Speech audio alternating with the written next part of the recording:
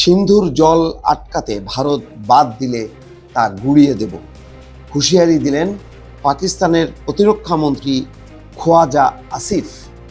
দর্শক জানেন যে চুক্তি বাতিলের পর ভারত সম্ভবত চিন্তা করছে যে বাদ দিবে, তারা বাদ দিয়ে পানি আটকাবে।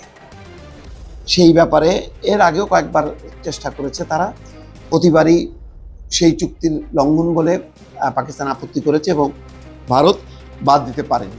যেহেতু 1960 সালে এই চুক্তি হয় বিশ্ব ব্যাংকের মধ্যস্থতায়, সেই চুক্তি অনুযায়ী সিন্ধু নদের পানি বন্টন হয়। এখন সেই শর্তে আছে যে ভারত বিকল্প কোনো বাদ দিয়ে ওই পানি ফেরাতে পারবে না। এখন ভারতীয় গণমাধ্যম বা বিভিন্ন সূত্র বলছে যে তারা এবার বাদ দেবে, বাদ দিয়ে সিন্ধু নদের যে পানি প্রবাহটা সেটা আটকে দেবে এবং তারা অন্যদিকে তাদের দেশে এটা নিয়ে যাবে। তো এই ক্ষেত্রে যে খবর তাতে বলা হচ্ছে সিন্ধুর পানি বন্টন চুক্তি অনুযায়ী পাকিস্তানের যে জল প্রাপ্য বা পানি প্রাপ্য তা আটকাতে ভারত কোনো বাঁধ তৈরি করলে তা গুড়িয়ে দেওয়া হবে, এমনটাই জানালেন পাকিস্তানের প্রতিরক্ষা মন্ত্রী খোয়াজা আসিফ। পাকিস্তানের একটি টিভি চ্যানেলে সাক্ষাৎকার দিতে গিয়ে এই সংক্রান্ত প্রশ্নের মুখে পড়েছিলেন আসিফ। সেখানেই তিনি পাকিস্তানের অবস্থান জানান। যদি আসিফ স্পষ্ট করে দিয়েছেন এই মুহূর্তে আন্তর্জাতিক মঞ্চে সমস্যার কথা তুলে ধরেছে ইসলামাবাদ, পরিস্থিতির দিকে নজর রাখা হচ্ছে। পহেলগাঁওয়ে জঙ্গি হামলার ঘটনায় 26 জনের মৃত্যুর পর পাকিস্তানকে দায়ী করে একাধিক পদক্ষেপ নেয় ভারত। তার মধ্যে অন্যতম হচ্ছে সিন্ধু নদের যে পানি বন্টন চুক্তি সেটা স্থগিত করা। ওই চুক্তি অনুসারে সিন্ধু নদ এবং পশ্চিম তীরের উপর নদীগুলির পানি পায় পাকিস্তান।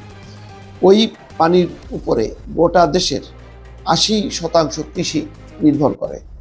ভারত চুক্তি স্থগিত করার কথা জানালে পানি বন্ধ হয়ে যাওয়ার আশঙ্কা তৈরি হয়েছে পাকিস্তানে, কারণ এই নদীগুলির উৎস ভারতেই। চুক্তি না মানলে বাদ দিয়ে জল আটকাতে পারে নয়াদিল্লি। সাক্ষাৎকারে পাক প্রধানমন্ত্রী আসিফ বলেন, শুধু গুলি বন্দুকেই আগ্রাসন হয় না, আগ্রাসনের আরও একটি রূপ পানি আটকে দেওয়া। সেটা করলে খিদে তেষ্টায় মানুষ মারা যেতে পারে। ভারতের এই ধরনের পদক্ষেপ করলে পাকিস্তানের অবস্থান কি হবে? এই প্রশ্নের উত্তরে আসিফ বলছেন, সিন্ধু সিস্টেমের নদীগুলির উপর কোনো বাঁধ তৈরি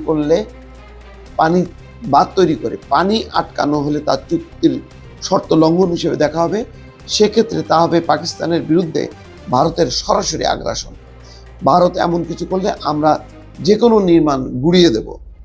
তবে পাকিস্তানের প্রতিরক্ষা মন্ত্রী বলছেন, আপাতত তারা আন্তর্জাতিক মঞ্চে ভারতের আগ্রাসনের বিরুদ্ধে বার্তা পৌঁছে দিতে চায় এবং আন্তর্জাতিক চাপ তৈরি করতে চায়। এবং তারা বলছে যে তারা ইতিমধ্যে আন্তর্জাতিক বিভিন্ন মহলকে বলেছে যে পহেলগাঁওতে যেই ঘটনা সংঘটিত হয়েছে তার একটি আন্তর্জাতিক তদন্ত, সেই তদন্তে ভারতের দাবি সত্য কিনা সেটি বিচার করা হোক। ভালো থাকবেন। আল্লাহ হাফিজ।